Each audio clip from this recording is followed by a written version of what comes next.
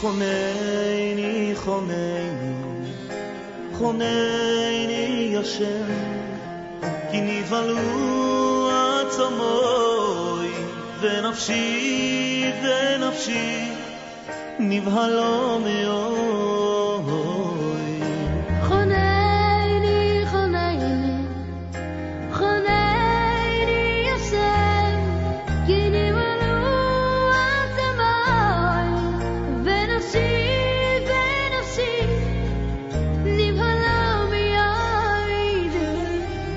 ואתו השם, ואתו השם, ואתו השם עד מוסאי, ואתו השם, ואתו השם, ואתו השם עד מוסאי. ואתו השם, ואתו השם, ואתו השם עד מוסאי. ברשות מוריי ורבותיי, avec la permission d'Hachem, on va essayer d'expliquer un peu,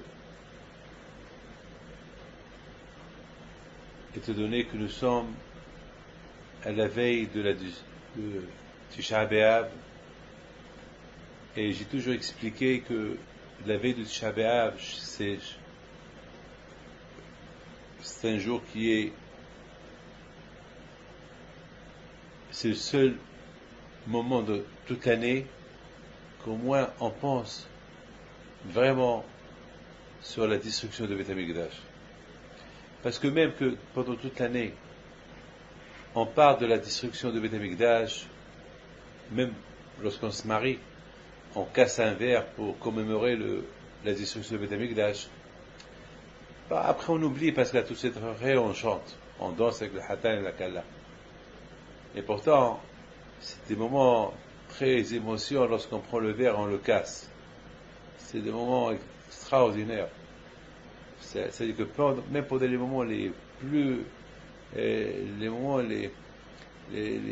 où le Hatan et la Kala ils viennent de se marier, ils sont tellement heureux et contents de pouvoir construire leur foyer, ils sont tellement heureux. Justement, pendant ce moment-là, on leur dit, avec toute cette joie que vous avez, n'oubliez pas que la joie n'est pas parfaite, que la joie n'est pas complète, parce qu'il n'y a pas encore le temple, il n'y a pas encore le Beth Amikdash, parce qu'on ne peut pas imaginer la joie lorsqu'il y avait le Beth Amikdash. C'est-à-dire que n'importe quelle joie qu'il peut avoir sans le Beth Amikdash, c'est pas une joie. Parce que le Beth Amikdash, il représente la présence de Hachem. Parce qu'il y avait, c'était la maison de Dieu, la maison parmi les maisons. Imaginez-vous un roi qu'il met son palais parmi ses fidèles, parmi ses citoyens. Il habite avec eux, pas loin d'eux, pas très très loin d'eux. Il habite avec eux. Ou imaginez-vous qu'ils partagent dans leur maison une chambre.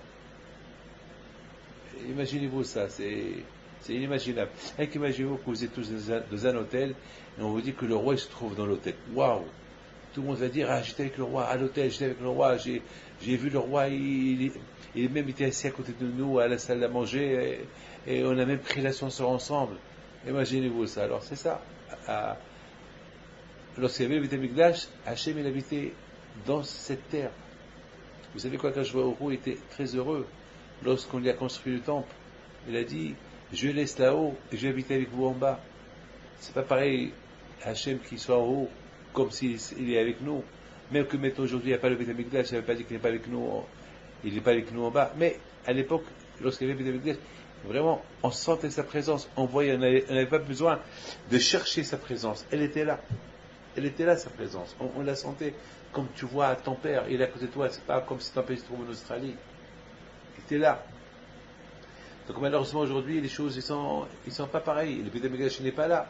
Donc c'est la raison pourquoi n'importe quelle joie qu'on fait, même pendant les fêtes, même pendant Birkat Hamazon, une fois qu'on a bien mangé, on s'est bien rassasié, dans le Birkat Hamazon, on mentionne, on dit les grands nous-mêmes et Hachem avec tout ce que nous avons mangé, au Hachem on est rassasié, il ne manque rien du tout, on a mangé de tout, mais il manque toujours quelque chose qui n'est pas quelque chose qui n'a pas encore quelque chose qui nous manque, qui fait que nous sommes pas, on n'a pas une satisfaction à 100%.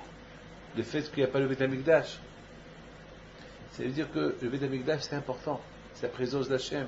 Et voilà, c'est le problème. Donc à Boutaï, une fois dans toute l'année, on pense, on pleure le Beth Amikdash, on s'assoit par terre, on ne mange pas, on ne s'assoit pas ensemble. Et tout ça pourquoi? Pour montrer à Hachem qu'il y a quelque chose qui nous manque. Quelque part, avec la façon comment on prend ce deuil sur la destruction du temple. En général, on prend un deuil pour la mort d'un papa, d'une maman, un frère, une sœur, mais pas pour une maison.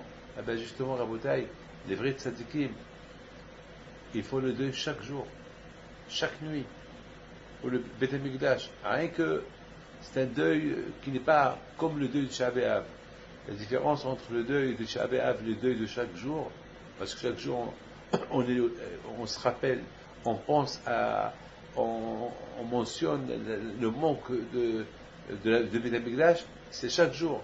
Mais à Tisha B'Av, c'est vraiment, on le fait d'une manière stricte.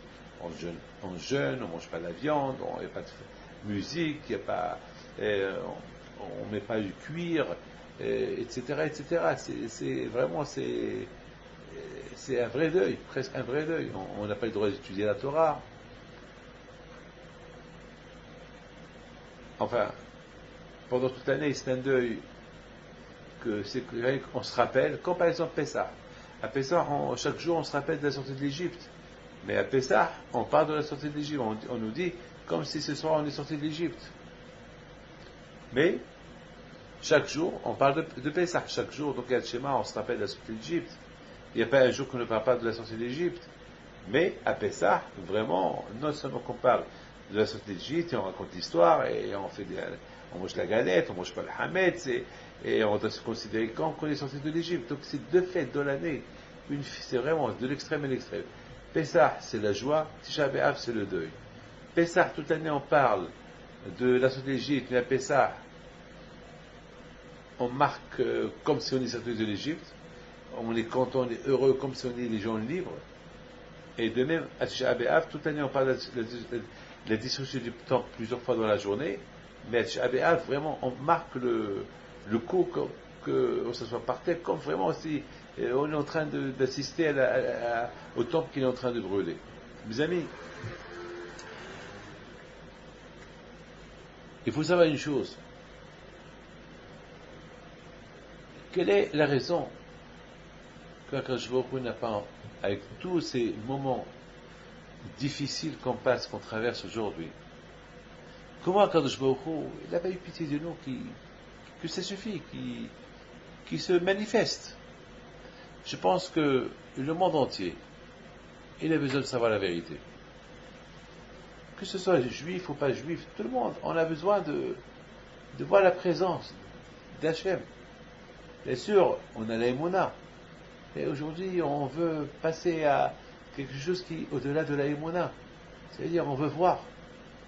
Maintenant, on veut voir, Pourquoi le monde n'est pas au repos? Il y a toujours des guerres, des maladies, il y a la grippe porcine, une fois c'est ça, une fois c'est ça, et ça ne va pas dans le monde. Voyez-vous qu'il y a quelque chose qui ne va pas. Alors pourquoi quand je vois où il ne fait pas quelque chose, que ça suffit, qu'il nous libère, qu'il se libère, qu'il libère le monde, voilà. Enfin, même ceux qui ne font pas ni religion, qui n'ont ni foi ni religion, bon, c'est pas de leur faute, ils ne savent pas, ils sont loin. Je vous donne la parole d'honneur, beaucoup de fois ça me fait de la peine de voir des gens, des pauvres, ils ne savent pas. Ils ne savent pas. Et même des femmes, et des choses qu'ils n'ont jamais entendues dans leur vie, et c'est pas de leur faute. Parfois ils ne comprennent pas pourquoi on ne touche pas les femmes, ils ne comprennent pas pourquoi on mange cachère, ils ne comprennent pas, c'est des juifs, ils ne savent pas. Alors pourquoi quand je vois au coup, quand je vois qu'il arrange un peu les choses. Ben Rabotai, il faut savoir une chose, et je m'excuse de vous le dire. c'est que Hachem il pense, je pense que HaKadosh Baruch Hu, il veut justement que, de la même façon que il y a ce qu'on appelle, tout se développe. Il y a un développement extraordinaire. Vous avez aujourd'hui des bureaux de gestion, des bureaux qui prévoient des choses, et les inventaires. Et aujourd'hui, vous savez, aujourd'hui, il y a les gens ils peuvent même préparer des prédictions, des choses pour 5, 6, 7 ans, je ne sais pas moi. Il y a des gens d'affaires qui prévoient déjà comment gérer leur affaire dans les 20 ans à venir. Aujourd'hui, c'est inimaginable avec la technologie d'aujourd'hui, avec les ordinateurs perfectionnés aujourd'hui, c'est inimaginable. Vous savez, aujourd'hui, et j'ai même entendu que il y a certains dans le high-tech, ils ne veulent même pas affoler le monde. Ils sont tellement avancés encore dans. Ça veut dire que, mais ils ne veulent pas démontrer ce qu'ils ont. Ça veut dire qu'il y a des choses tellement perfectionnées qu'ils veulent les faire sortir que dans 5, 6, 7 ans parce que c'est trop pour dévoiler tout ça au public d'aujourd'hui. Tellement c'est avancé, c'est inimaginable. Donc quelque part, quand je vous dis, si on a cette tête pour arriver à aboutir toutes ces choses-là, est-ce que vous ne pouvez pas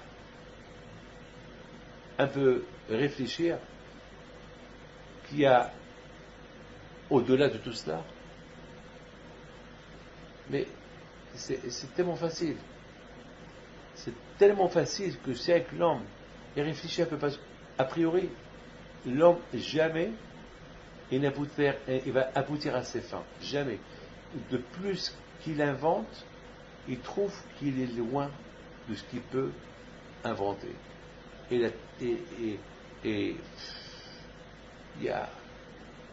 C'est inimaginable. Inimaginable. Vraiment, c'est inimaginable. Comment aujourd'hui la vie de chaque jour, elle avance. Au niveau Internet, au niveau tout, c'est de la folie. Ce qui se passe aujourd'hui, c'est de la folie. Imaginez-vous, il y avait quelqu'un qui a réussi à pénétrer par Internet, il a navigué dans l'Internet, jusqu'à qu'il est rentré dans le site du Pentagone. Je ne sais pas comment il a pu faire. Bon, il a été arrêté, mais quand même, vous imaginez jusqu'à où les jeunes peuvent aller, c'est inimaginable. Alors, avec tout cela, il n'y a que les ordinateurs, il n'y a que high-tech, que la technologie, que les maîtres, il n'y a pas celui qui au-delà de tout cela.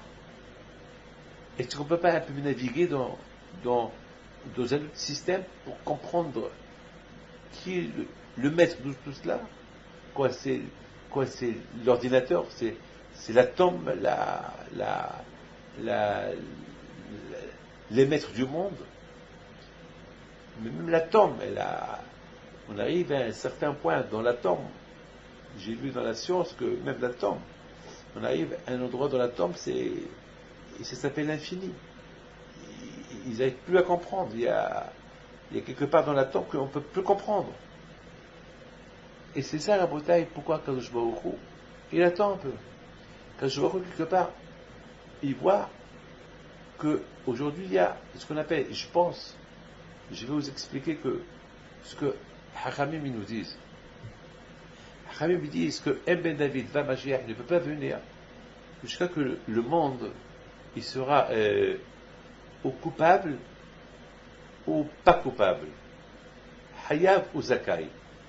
Alors, coupable, ça veut dire qu'ils sont tous pas bien. Alors le bon Dieu n'a pas le choix, il faut qu'il libère le monde. Ou bien non coupable, ça veut dire qu'ils sont tzadikim, qu'ils sont justes. Donc Akadosh Baruch Hu, il va dire il faut que je libère. Et là, Rabotai, le Baal HaTanya, Alav Shalom, il pose la question suivante. Il dit que c'est pas possible de trouver un monde qui va être coupable, qui va être tous Ershaïm. C'est impossible parce qu'il y a toujours des gens bien. Et de l'autre côté, on ne peut pas trouver que des gens bien. Il y a toujours des gens qui sont bien, qui sont pas bien. Donc, c'est pas possible de trouver des gens ou bien ou pas bien. Il y a ou ça ou ça. Et c'est une belle question qu'il pose. Donc finalement, il donne une réponse. Mais Rabotai, il y a une réponse qu'il donne. Bon, c'est pas le moment que je vais rentrer dans la réponse qu'il donne. Il faut voir son livre, le Tanya, et vous allez trouver la réponse qu'il donne. Et moi, je pensais comme ça. Je pensais que trouver un monde coupable, c'est impossible. Un monde coupable, c'est impossible. Et un monde qui n'est pas coupable aussi, c'est impossible. Un monde qui sont tous sadikim, c'est impossible. Alors, il faut. Alors comment on va expliquer que Mashiach il viendra uniquement si le monde est coupable ou le monde n'est pas coupable? Eh bien, il faut comprendre une chose. Si on réfléchit un peu, on voit. Moi, j'ai 59 ans. Je me rappelle un peu lorsque j'avais 9 ans. Et j'ai vu l'évolution de toute une vie. D'ailleurs, je suis en train de tracer ma vie, même par les années, par les événements qu'il y a eu pendant mes 59 ans. Je trace un peu ma vie. Qu'est-ce que j'ai fait dans telle année? Qu'est-ce que j'ai fait dans telle année? Et comment moi-même j'ai évolué. Je veux la parole d'honneur. Et je suis curieux de savoir comment j'ai pu évoluer. J'ai eu des faiblesses dans ma vie. J'ai eu des moments très durs dans ma vie. J'ai eu des moments de déception. J'ai eu des moments d'angoisse. J'ai eu même des moments de dépression. J'allais dire que j'étais déprimé. Je ne savais plus où aller. Je ne savais plus quoi faire. Je n'ai pas pris des cachets. Heureusement qu'il y a la Torah. Mais la déprime, vous savez, la vie qu'on mène aujourd'hui, ce n'est pas une vie normale. Heureusement qu'il y a la foi en Dieu. Lorsqu'il y a la foi en Dieu, c'est pour moi le meilleur exomile, c'est la foi en Dieu. C'est l'espoir en Dieu. C'est ça mon cachet, l'espoir en Dieu. Mais au moment on perd cet espoir-là, c'est la déprime, c'est la dépression, vraiment. C'est la déprime totale. Bon, Hachem, il y a la Torah. Et s'il n'y avait pas la Torah, on serait été aujourd'hui. Heureusement qu'il y a le Shabbat. Le Shabbat, quelque part, il nous déconnecte de toute la semaine, de toutes les problèmes de la semaine. Et pourtant, les problèmes, ils restent toujours. Mais au moins, le Shabbat, il nous aide. Pour pouvoir affronter encore ces problèmes à nouveau au début de la semaine. Et c'est comme ça les fêtes aussi. C'est la joie. On s'oublie un peu dans la fête. Donc, à Boutaï, on voit comment la vie, elle a tellement avancé ces derniers temps. Aïe, aïe, aïe, l'évolution, vraiment, aujourd'hui, l'évolution, je sais pas, on dirait que dans quelques années, on va habiter à Mars. On dirait la façon comment on nous prépare avec tous ces films de science-fiction, tout ce qui se passe aujourd'hui. On dirait qu'un jour, on va habiter sur Mars, sur la Lune, je sais pas moi, ça avance, tout avance vite. Je sais pas vers où on avance. C'est plus comme avant. Je sais pas ce qui se passe. On dirait que tout va changer. On dirait que l'argent, il va plus exister. Ça va être que de compte à compte, ou je sais pas moi, peut-être on va commencer à payer avec les doigts de main. On va commencer, je sais pas comment ça va. On va plus utiliser les cartes bancaires, plus checker, je sais pas, peut-être on va donner une machine, on va dire pose tes mains, mets tes mains là-bas et on va laisser une trace et ça va, je sais pas, il va y avoir un ordinateur qui va dire est-ce que je suis juif ou je suis pas juif, ou si j'ai un compte, combien d'argent j'ai, comme je dépense toute ma vie, ils vont la tracer avec un doigt, je sais pas, la vie elle avance, je sais pas où ça va emmener, je sais pas, peut-être on va devenir invisible, peut-être, je sais pas ce qui va se passer. Et il paraît que j'ai lu dans un livre, dans un magazine, qu'ils sont en train d'inventer pour ce qui est impossible, rendre quelqu'un invisible. Je ne sais pas s'ils vont réussir ou pas, mais je ne comprends pas. Voilà comment la vie elle avance. Mais, mes amis, de plus que la vie elle avance comme ça, et on se prend dans cette vie, automatiquement on s'éloigne de Dieu. Après, on ne va même pas avoir la pensée, même pour prier. Tout à l'heure, souvent je vois des gens qui prient à la synagogue, et soudainement ils mettent la main dans la poche, parce que le téléphone a vibré, ils sonnent, et ils regardent. Et une fois, j'ai même vu quelqu'un qui envoie des textos pendant la prière. Qu'est-ce qui se passe? Même la prière, aujourd'hui, même manger, on n'a même pas le temps pour le manger. Il n'y a plus de vie. Il n'y a plus de vie. La génération, c'est quoi coupable? Coupable, ça veut dire que l'homme en lui-même, il va devenir un homme coupable avec sa vie. Il va gâcher sa vie. Ça veut dire, il pense plus à soi-même. Il pense qu'à l'argent. Il pense qu'aux vacances. Il pense à, je sais pas. Et ça veut dire, il a perdu le sens de la vie. Beaucoup de gens, ils ont marre de la vie. La plupart des gens qui ont marre de la vie, ils trouvent plus le goût à la vie parce qu'ils ont tout goûté. Et parce qu'ils ont tout goûté, ils ont ras-le-bol de la vie. C'est ça, Rabotaï. Un homme qui va toujours se culpabiliser. Pourquoi je n'ai pas avancé? Pourquoi je ne suis pas comme l'autre? Toujours, l'homme, il va s'accuser. Aïe, pourquoi je n'ai pas fait ça? J'aurais pu acheter cette maison. Je peux aller là en vacances. Pourquoi je n'ai pas acheté cette voiture? Il ne pense plus au spirituel. Le spirituel, il est effacé. On peut lui raconter sur mon cher Rabbeinu les miracles qu'il a fait, il va rigoler. C'est vrai? Il ne va même pas croire. Ah bon? Vraiment? Il y a quelqu'un qui me l'a dit. Une fois, quelqu'un qui me dit, j'ai vu, je connais bien l'histoire de la sortie de l'Égypte, les 10 commandements, je n'ai tout vu, et j'ai entendu la voix de Dieu. Waouh! Toi, tu as écouté la voix de Dieu. Comment j'ai écouté la voix? Tu es rêvé? On peut rêver quelqu'un qui parle et tu dis, Hachem, c'est moi Dieu. Je dis, non, j'ai vu Dieu. Ah, je l'ai pris pour un faux. La femme me dit, non, mais j'ai vu le film, les 10 commandements. Ah, tu as vu le film. Donc c'est un film que tu as vu. Donc tu as vu un film, ça reste un film. Et un film, il s'oublie. Il y a une fin dans le film. Il y a un début et une fin, avec musique. C'est ça. Tout un film truqué qui s'est fait à Los Angeles, au studio Universal. C'est ça le 10 commandements. C'est là-bas où Dieu a parlé. À Hollywood. Alors, la bouteille, c'est. Un Ben David Bar, avant que Mashiach va venir, il y aura 2 forces. C'est comme 2 taureaux qui se disputent. La vérité et le mensonge. 2 hukmot, 2 cultes.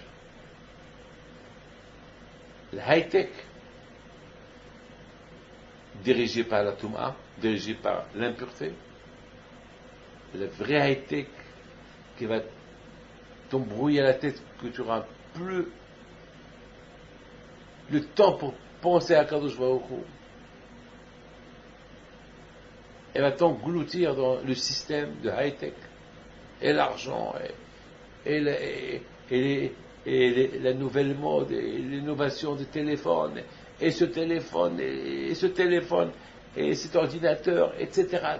Ta tête va être prise que par les nouveautés des choses. Parce qu'aujourd'hui, on ne connaît plus les téléphones, on ne connaît plus rien, ça change. Et tout, c'est plus. Chaque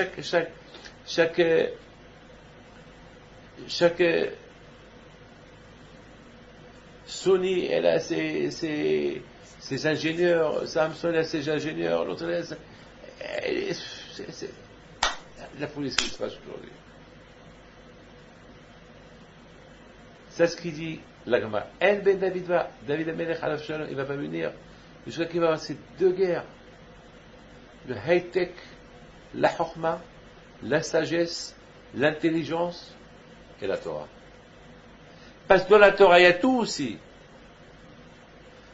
Et en plus, dans la Torah, il y a ce qu'il n'y a pas dans le high-tech. Par exemple, les hachamim. Grâce à la Torah, les tzadikim, grâce à la Torah, ils peuvent devenir des prophètes, ils peuvent savoir ce qui se passe dans le monde. Comme un satellite qui voit ce qui se passe de loin. Et ils n'ont pas besoin des télécommandes. Ils n'ont besoin de rien du tout, ils savent. Ils savent tout. Je vous raconte une petite histoire qui s'est passée dimanche. Ce dimanche-là. On est venu chez moi, on m'a dit un jeune homme au Maroc, de la famille Suissa, samedi soir, il est tombé dans le coma.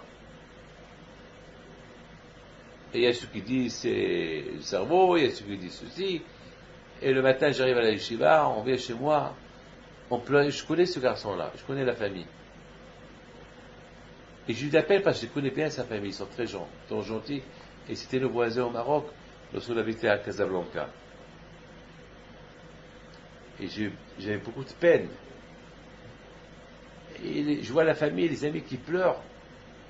Alors, on a prié. Et à un moment donné, de ma tête, on dirait que de ma tête, je le voyais marcher. Alors j'ai dit, puisque dans ma tête, je le vois marcher, si Dieu est-ce qu'il va marcher? Ah ben, j'aurais dit, ben, Hashem, Bisrout, Rabbi Haim Pinto, ben, qui marche? Que aujourd'hui, vous allez m'annoncer la nouvelle. Ouais, déjà, voilà. Même son nom, je l'ai là. Il s'appelle Ephraim Shlomo, Ben Juliette. Et on lui a fait un pidion. On lui a fait une bracha. Et encore de ma tête, je vois marcher. Et grâce à Dieu, 4 heures plus tard, on m'appelle, son frère m'appelle, Rabbi David. Il y a 5 minutes, il s'est levé, il m'a appelé. Les médecins ne comprennent rien. Les médecins ne comprennent rien, alors que les médecins, ils ont dit qu'il faut l'envoyer dans un avion sanitaire en France. Il était en train de la mort, et voilà. Il n'a pas besoin ni d'avion, ni d'avion sanitaire, ni de perfusion, rien du tout. Je pense déjà il est sorti d'hôpital. Comment vous expliquer ça?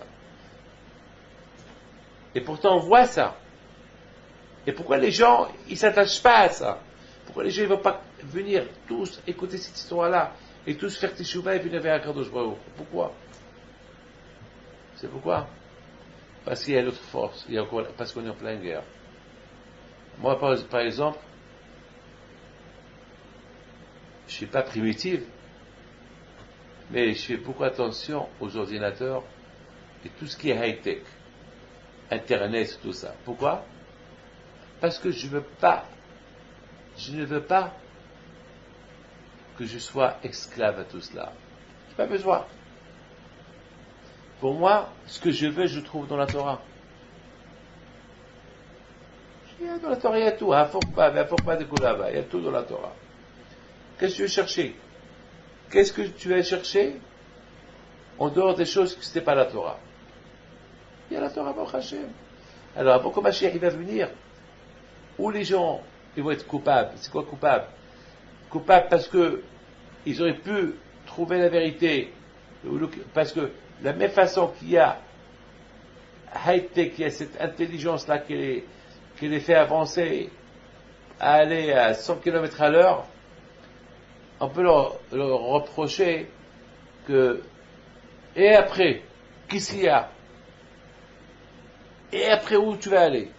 Jusqu'à où tu vas aller? Il y a une fin, et après, tout s'arrête. Est-ce que dans la mort, il y a high-tech? Est-ce qu'on peut ressusciter un mort? Non. Tout ce qui est high-tech, c'est avec tant que tu vis. Mais est-ce qu'on a inventé des choses de high-tech pour refaire vivre un mort? Non. Non. Ça n'existe pas. Ça n'existe pas. Ça n'existe pas.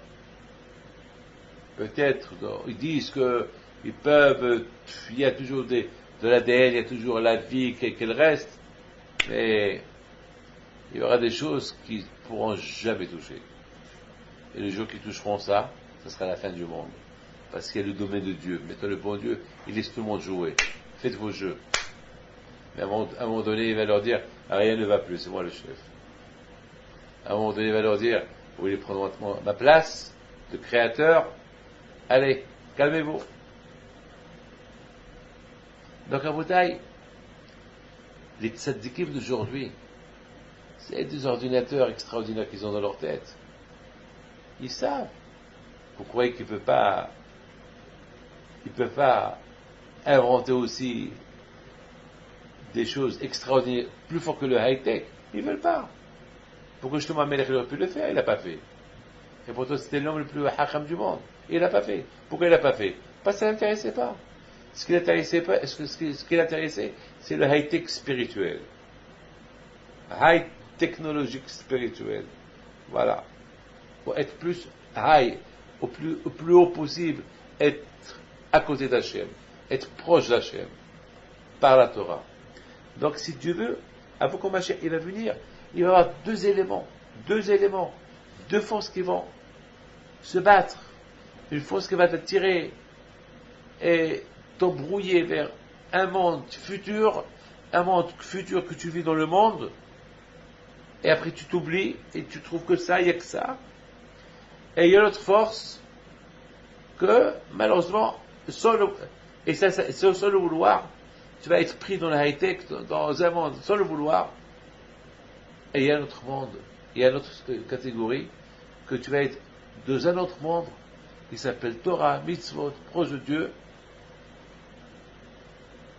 avec connaissance.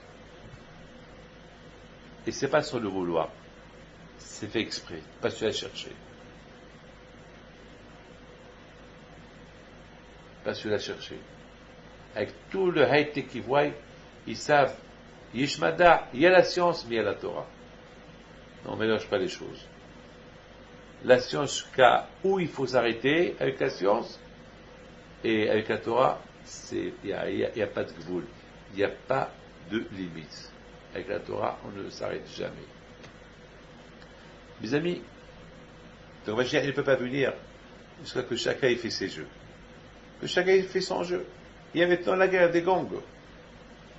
La guerre, il y a chaque côté de high-tech, il veut te prendre vers lui. Il veut que tu sois fidèle à lui. Et la Torah de l'autre côté, elle veut aussi que tu sois fidèle à la Torah. Et toi tu es au milieu, à toi de choisir. Une fois que tu as choisi ta ligne, c'est là que Mashiach il va venir. Mil Hashem Elai, qui pour moi? Et Hashem il dit qui pour moi? Et de l'autre côté le Satan il dit qui est pour moi? C'est son travail.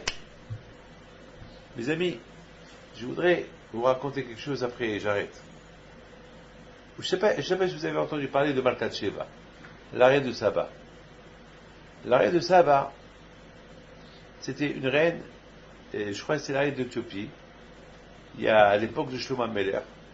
Shlomo Melech était un roi très intelligent, qui a gouverné le monde entier. Et le roi Salomon, il est tellement intelligent que du monde entier, les rois, les gens, ils venaient pour voir, entendre sa horma, sa sagesse. Très intelligent.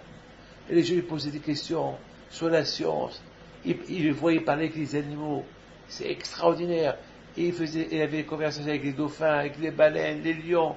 Et il y avait une paix extraordinaire. Le monde entier venait chez Shlomo Amelech. Pendant 40 ans, Shlomo était roi sur le monde entier. Et pendant 40 ans, c'est écrit dans les livres de Torah, Melachim et Divrei Hayamim, Shlomo Amelech, il y avait la paix. À tel point que même l'or était en abondance à son époque. Les gens, ils gardaient même pas l'or chez eux à la maison, et c'était même pas dans les coffres, Parce qu'il n'y avait pas de voleur, parce que tout le monde avait de l'argent. Et si jamais il y avait un voleur, eh ben, tout de suite, Shlomo Amelech, il va appeler même les fourmis qui se trouvaient dans cette maison, et va leur demander, parce qu'il n'y a pas de maison, il n'y a pas d'insectes, et bien Shlomo il va leur parler avec leur langage, c'est qui le voleur? Et l'animal, ou la fourmi, ou l'insecte, il va dévoiler le voleur. Donc il n'y avait pas de voleur. Et la reine de Saba, c'était une belle femme, qui était très intelligente, n'était pas mariée, elle vient avec toute une délégation rendre visite à Shlomo Amelech. Shlomo Amelech, alav shalom, il a bien reçu. Elle lui a posé plein de questions. À un moment donné, il lui a dit, je remercie Hachem, mais avant je ne croyais pas en Hachem, maintenant je crois en Hachem, maintenant je suis convaincu qu'il y a Hachem. Et béni soit-il qui t'a nommé roi sur ton peuple. Il a vu comment il mangeait, il a vu comment il faisait du bien à tout le monde, comment il jugeait les gens. Et elle lui a apporté des cadeaux magnifiques. Et Shlomo Amelech aussi, il lui a donné des cadeaux magnifiques. Mais c'est écrit dans la Torah de Melachim, Vaïtenla et kol hefza. Il lui a donné tout ce qu'elle désire. Maintenant, qu'est-ce qu'elle désire? Ben, peut-être, elle a dû voir des choses au palais, des choses qu'elle n'a jamais vues dans sa vie. Et elle a dit à Shlomo Amelech, c'est super ce que je vois. Alors, Shlomo Amelech a dit, tu peux les prendre. Mais il y a ceux qui disent, il lui a donné ce qu'elle désire, un enfant. Un enfant. Alors, Bathsheba, Malkat Sheva, elle s'est convertie, elle est tombée enceinte, elle a eu un enfant, elle est partie chez elle avec cet enfant. Vous savez qu'est-ce qu'ils disent nos sages? Le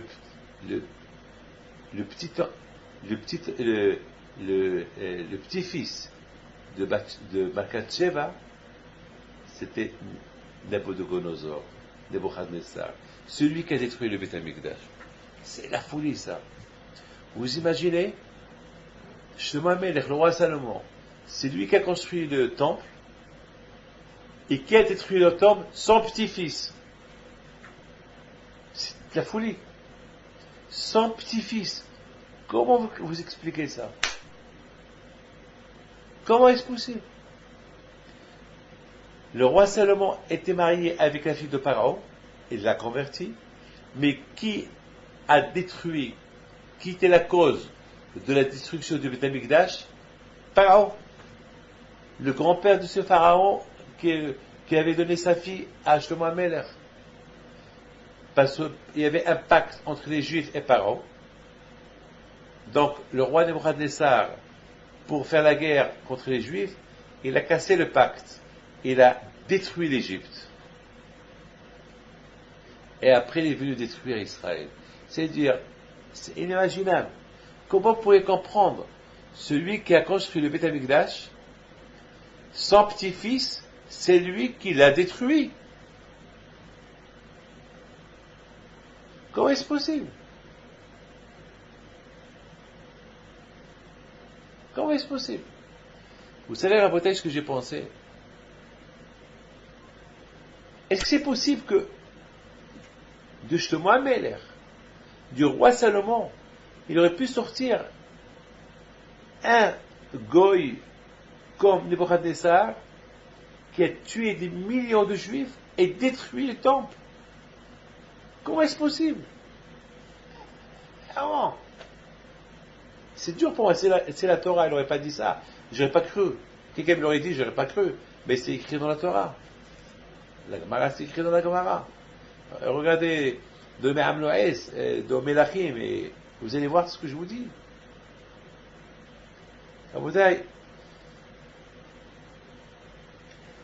Il y a ce qu'on appelle,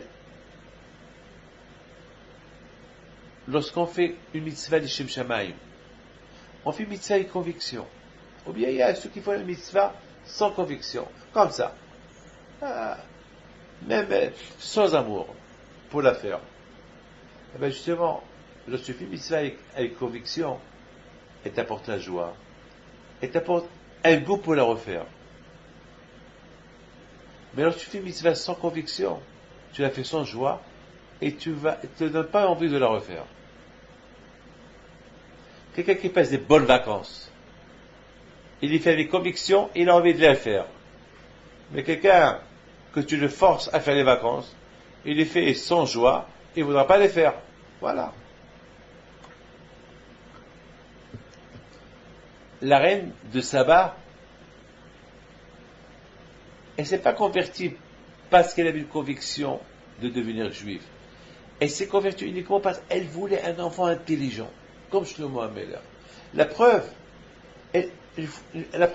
que si vraiment elle a aimé la religion juive, pourquoi elle n'est pas restée avec Shlomo HaMelech? Pourquoi elle l'a quitté? Si elle a tellement aimé Shlomo HaMelech, elle a tellement aimé son intelligence, pourquoi elle n'est pas restée avec lui? Pourquoi peut-être elle aurait été la deuxième Ruth du pays chez les Juifs? Pourquoi regardez Ruth, l'effort qu'elle a fait, le sacrifice qu'elle a fait, elle a quitté son pays Moab pour aller avec Israël, dans la misère. Pourquoi Malkat Sheva, elle n'a pas fait de même? Donc ça veut dire que Malkat Sheva, elle est devenue juive sans conviction, uniquement pour avoir un enfant qui ressemble beaucoup comme Shlomo HaMelech, intelligent, parce qu'il va être quelque chose de Shlomo, très intelligent, et qui va gouverner son pays. Voilà. C'est pas pour la religion qu'elle a fait ça.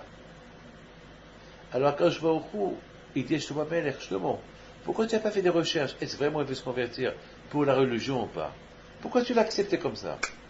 Eh bien, le fait que tu l'as accepté comme ça, et le fait que tu l'as accepté comme ça, tu as accepté sa conversion, et tu t'es marié avec elle, et sachant qu'elle allait partir, eh bien, tout le travail que tu as fait, c'est le fils que tu vas avoir, le petit-fils que tu vas avoir d'elle, c'est lui qui va te détruire tout ton travail. C'est la folie, ça. Ça fait peur ce que je vous dis.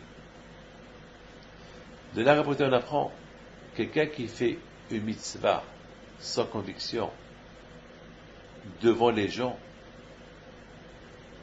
eh ben, non seulement que les gens, ils vont rien prendre de cette mitzvah-là, mais à la fin de cette mitzvah-là, jamais elle va se faire. Peut-être un jour tu vas faire une avera qui est le contraire de la mitzvah que tu as fait. Donc comme si tu n'as pas fait cette mitzvah. Combien on doit faire attention? Lorsqu'on fait une mitzvah, on doit le faire avec conviction. Et justement, Rabotai,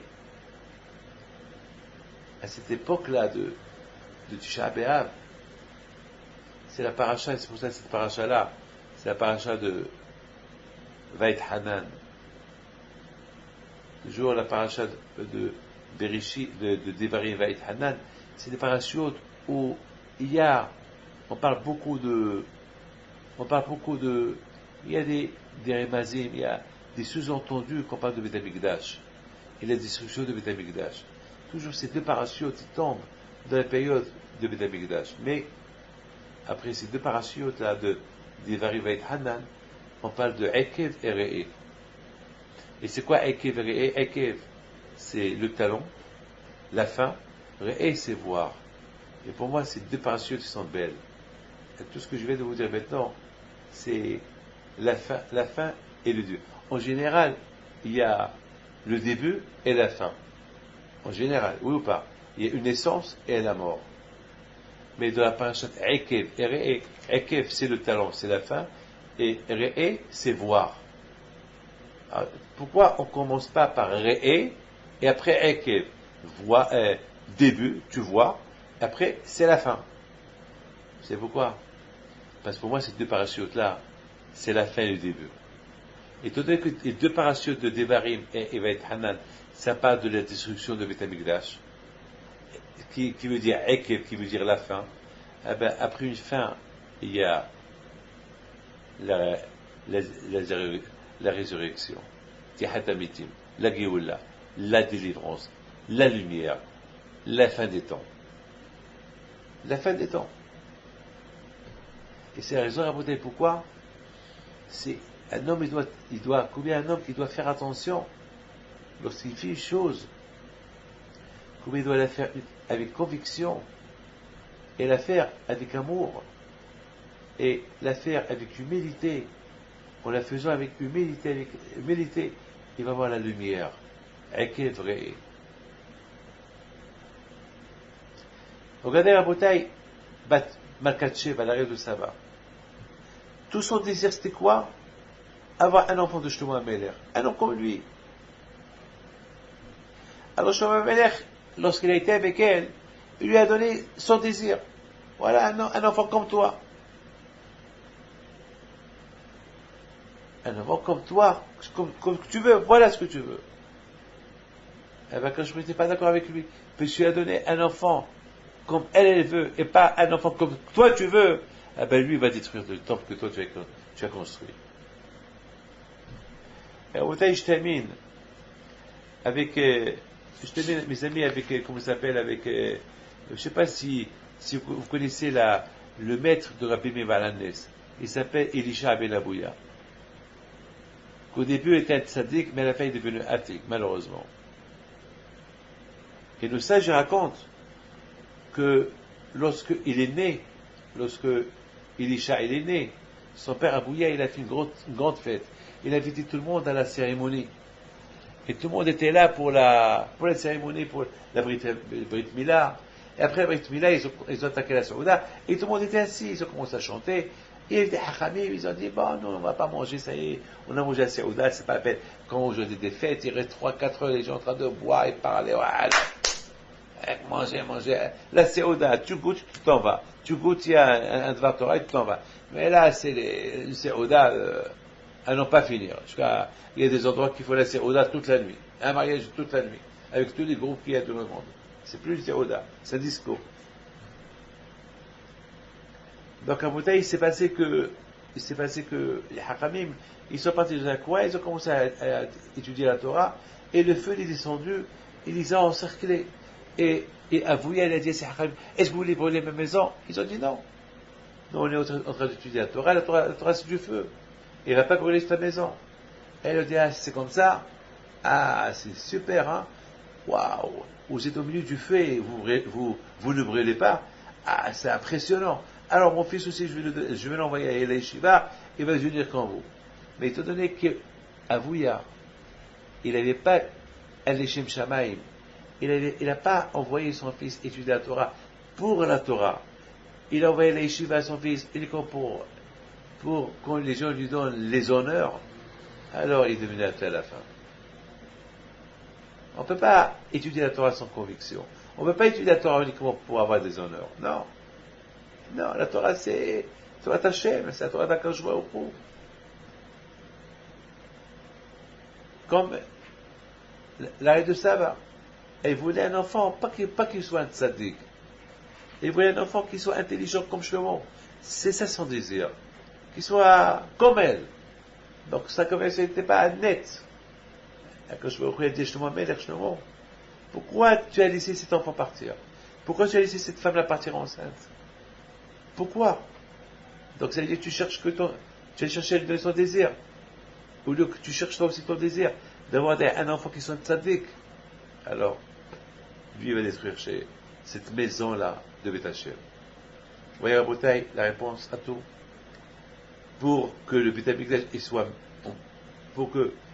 Amikdash soit maintenu à sa place, il fallait qu'on pense qu'au désir de Akadosh Baruch Hu. Mais lorsqu'on pensait qu'à nos désirs, des désirs qui ne sont pas les désirs d'Hachem, donc le Beth Amikdash, il n'a pas tenu. Donc tous on a été coupables. Donc tous on a participé à la destruction de Beth Amikdash. Tous. Donc ce n'est pas la faute d'Hachem, c'est notre faute.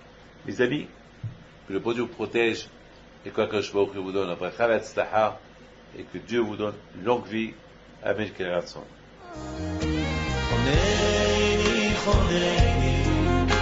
חונני השם, כי מיהרו עצמות ונפשי